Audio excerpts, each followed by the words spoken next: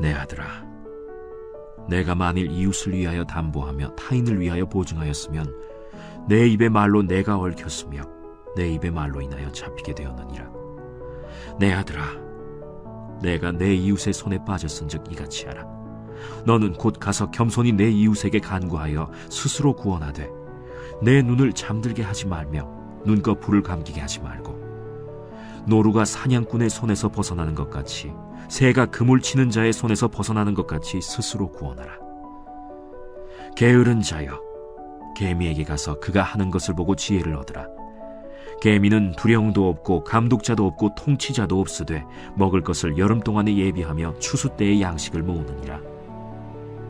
게으른 자여, 내가 어느 때까지 누워있겠느냐? 내가 어느 때에 잠이 깨어 일어나겠느냐? 좀 더 자자, 좀 더 졸자, 손을 모으고 좀 더 누워있자 하면 내 빈궁이 강도같이 오며 내 곤핍이 군사같이 이르리라. 불량하고 악한 자는 구부러진 말을 하고 다니며 눈짓을 하며 발로 뜻을 보이며 손가락질을 하며 그의 마음에 패역을 품으며 항상 악을 꾀하여 다툼을 일으키는 자라. 그러므로 그의 재앙이 갑자기 내려 당장에 멸망하여 살릴 길이 없으리라.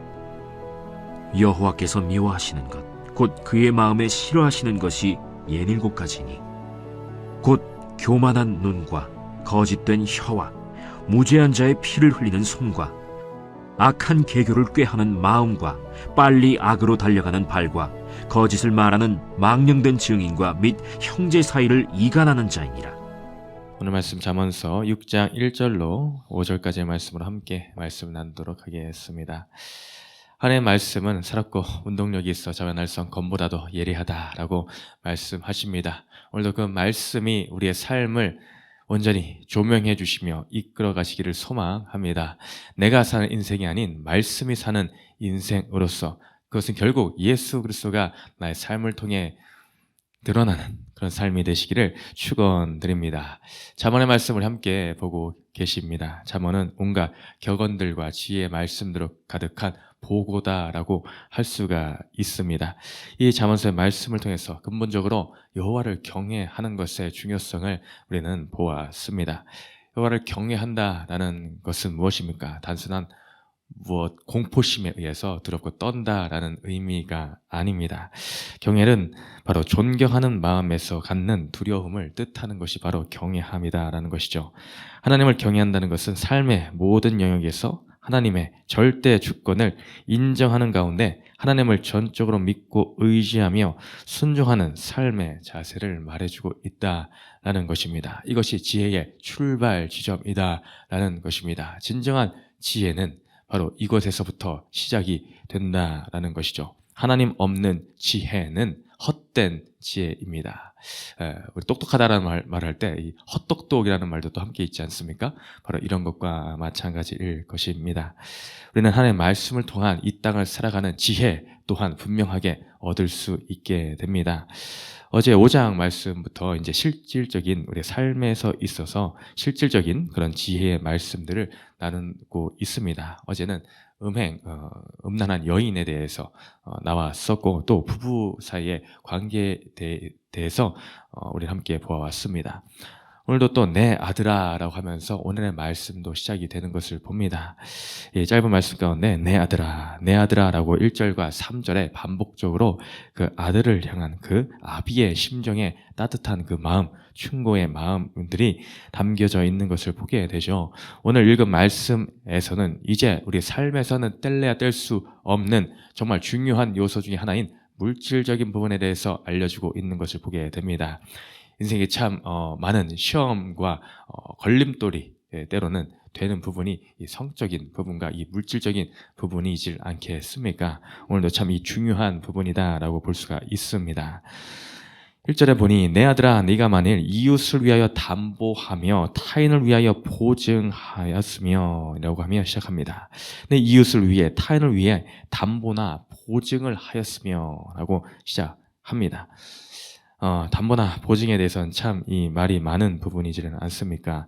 이때 당시 경제적으로 참으로 황금기였던 이 솔로몬의 이 시대에서는 참 이 담보나 보증이라는 것이 보편적으로 많이 행해졌던 것 중에 하나였다라고 합니다. 여기서 보증을 하였다라는 표현은 손을 때리다라는 의미에서 나온 말입니다. 그때 당시에는 너무나 손쉽게 보증을 서로 설 수가 있었다라는 겁니다. 바로 손을 서로 때리면은 내가 네 그 권리를 내가 대신에 이행하겠다라는 것이 쉽게 손쉽게 성립이 되었던 시대가 바로 이 시대였다라는 것이죠. 자, 내가 너의 책임을 다 지겠다라는 것입니다. 그렇게 네가 하였으면 그때 2절에 바로 어떤 장면이 나오는가? 네가 바로 취해야 될 것, 바로 네가 행해야 될 행동에 대해서 말씀해주고 있는 것을 보게 되죠. 내 입의 말로 내가 얽혔으며 내 입의 말로 인하여 잡히게 되었느니라. 내 아들아, 네가 내 이웃의 손에서 빠졌은즉 이같이 하라. 네가 보증을 섰느냐?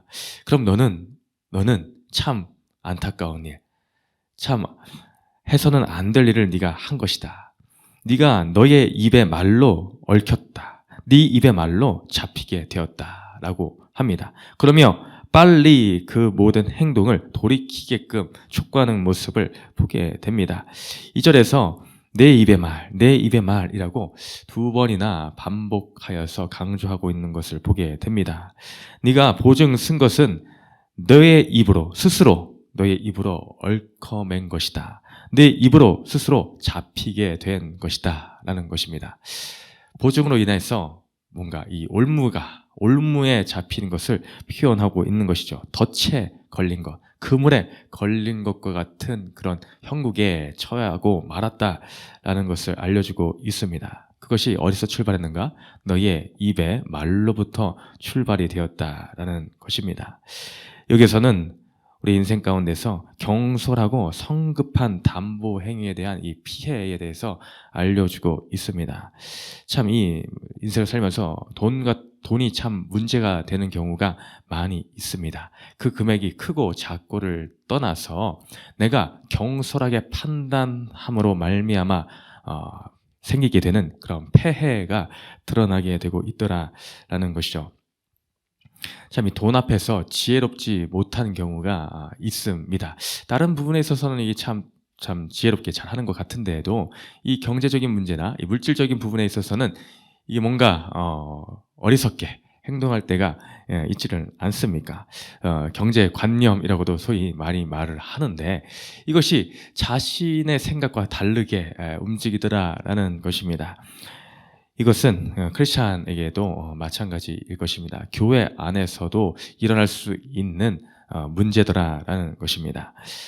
우리는 오늘 말씀을 통하여 이 보증, 담보에 대해서 다시 한번 경계심을 가질 필요가 있습니다. 그것을 뛰어넘어서 또한 돈에 대한 물질적인 부분에서도 우리는 경계를 할 필요가 있더라라는 것입니다.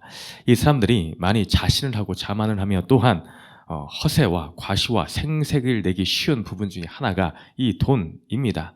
자기 자랑하는 데 있어서 가장 이 손쉽게 할 수 있는 부분 중에 하나가 그 돈이다라는 것이죠. 그래서 특히 이제 남자분들이 더 그럴 것 같습니다. 이 친구들과의 이 모임이든지 어떤 사람들과 이 모임 가운데서 내가 쏜다, 이거 있지 않습니까? 오늘 내가 한턱 낸다 라는 그 한턱에 담긴 그 여러 가지 의미가 있겠지만 물론 좋은 의미에 있어서 있을 수 있겠습니다. 네, 내가 그 좋은 사람들과의 모임 가운데서 내가 감사함으로 인한 그런 마음에서 우러나옴으로 인해서 그렇게 식사를 대접하거나 하는 것도 좋을 수가 있습니다. 근데 그게 아닌 내 자랑, 내 과시를 위해서 내가 쏜다라는 식의 뭔가 이 골든벨을 울리는 것 같은 마치 그런 거, 누군가 나를 알아주기를 원하는 그런 마음에, 인정받고 싶은 그런 마음에 있어서 그런 과시욕에서 그런 것들이 드러날 때가 얼마나 많이 있습니까? 오늘 이 보증을 쓰는 부분에 있어서도 그런 게 없지 않아 있더라라는 것입니다. 원래 보증이라는 이 제도가 사람을 어떤 구제를 위해서 참 좋은 의도에서 생겼겠지만 근데 그것이 악용되고 잘못 이용되어 내가 이 누군가 보증을 서주면은 싸 좋다라고 여기며 나는 이제 그걸 안 갚아도 돼 라고 하면서 네가 책임을 물어라는 이런 악감정에 의해서 생길 수도 있는 이런 안타까운 사건들이 생길 수 있더라라는 것이죠. 그래서 내가 마치 뭐라도 된 것 마냥 내가 그 짐을, 상대방의 짐을 대신 질 수 있다라는 착각에 빠져서 이런 것들 서슴없이 행할 수 있더라라는 것입니다. 내가 보증 서주는 그 사람을 얼마나 과연 잘 알고 있습니까? 내가 또한 얼마나 그것을 갚아줄 능력이 있습니까? 내가 나름대로는 그를 잘 안다고 착각을 하고 도와준다라고 착각을 하며 그 모든 짐을 내가 대신 질 수 있노라 라고 스스로에게 자신감을 가지고 있는 경우가 많이 있더라라는 것입니다. 근데 이것이 참 교만한 행동이 아닐 수가 없습니다. 과연 내가 얼마나 인생의 짐을 대신 져줄 수가 있냐라는 것이죠. 보증과 이런 담보라는 것은 내가 타인의 짐을 대신 지겠다라는 의미가 있습니다. 근데 인생은 누군가의 짐을 대신 질 만큼 그렇게 뛰어난 인생이 아무도 없습니다. 그렇게 자신할 수 있는 인생이 아무도 없다라는 것입니다. 우리 인생의 짐은 누가 책임져 주시겠습니까? 그것은 우리 주님밖에 없습니다. 내가 주님이 져주시는 것이지 내가 누군가의 짐을 대신 지겠다라는 것은 내가 주님의 그 자리를 내가 서겠다. 하나님의 영역에 내가 오르겠다라는 하나님 대신 내 자랑을 내 과시를 하는 그런 죄된 습성이 그곳에서 나타나게 된다라는 것입니다. 시편 55편 22절 말씀에 내 짐을 여호와께 맡기라. 그가 너를 붙드시고 의인의 요동함을 영원히 허락하지 아니하시리로다. 마태복음 11장 28절에 수고하고 무거운 짐진 자들아 다 내게로 오라. 내가 너희를 쉬게 하리라. 인생의 물질을 넘어선 모든 짐들을 대신 져주실 유일한 분은 우리 하나님, 우리 주님 밖에 없는 줄을 믿습니다. 우리는 그것을 인정하며 나아가야 됩니다. 내가 무엇이라도 된 것 마냥 착각하여 내가 대신 짐을 져주마 라는 단언하는 그런 말들은 나 스스로를 올무에 빠뜨리는 말이 된다라는 것입니다. 이 일을 통해서 우리가 한 가지 더 알 수 있는 것은 우리의 입을 지켜야 된다라는 것입니다.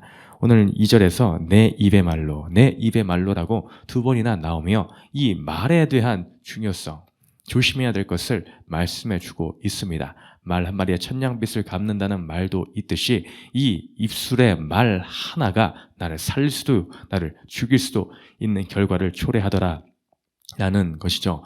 어제 봤던 5장 말씀에서도 음녀에게 빠지지 않기 위해 너의 말, 입술을 조심해야 될 것을 말해주고 있습니다. 지혜로운 자는 말하는 것을 잘 분별을 하게 되어 있습니다. 이런 말도 있죠. 오히려 너는 듣기를 즐겨야 된다. 지혜로운 자는 바로 이 말하는 것보다 듣기를 잘 한다라는 것입니다. 이 말을 많이 하는 자리에 있을수록 더욱 주의하고 조심해야 될 부분이 있습니다. 저도 마찬가지이죠. 이 말을 많이 할 수밖에 없는 위치에 있는데 그럴수록 더 이제 말이 많아지면 실수가 늘어나게 되고 잘못된 말로 누군가에게 더 상처를 주게 될 수밖에 없는 경우도 많이 있다라는 것이죠.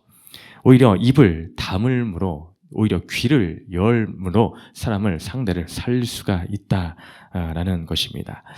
내 입의 말로 네가 얽혔다, 네가 잡히게 되었다라고 합니다. 그래서 우리는 입술에 경비병을 잘 세워야 됩니다. 내가 어떤 말을 뱉고 있는가라는 것을 한 번 더 걸러서 나타내야 된다라는 것을 알려주는 것이죠.